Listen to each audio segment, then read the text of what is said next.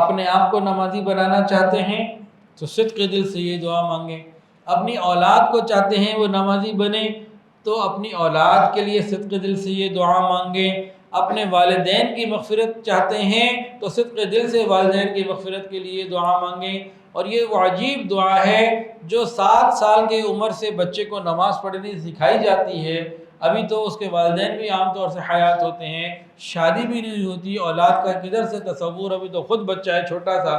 اس وقت سے سکھا دیا، ابھی 80 سال کا بوڑھا ہو گیا،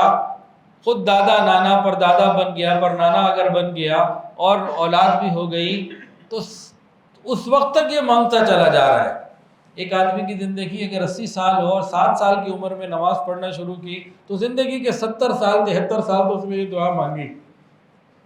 کون سی دعا ہے آپ سمجھ گئے ہوں گے، سورہ ابراہیم کی دعائیں، سورہ ابراہیم کی دعا ہے آیت نمبر 40 اور 41، 40 اور 41، رب اجعلنی مقیم الصلاۃ ومن ذریتی ربنا وتقبل دعاء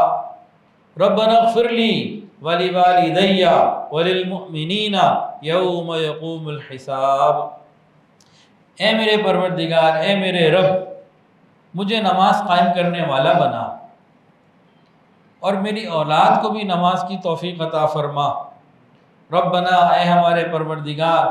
وتقبل دعا، میری دعاؤں کو قبول فرما۔ ربنا اغفر لی، اللہ میرے گناہ معاف فرما،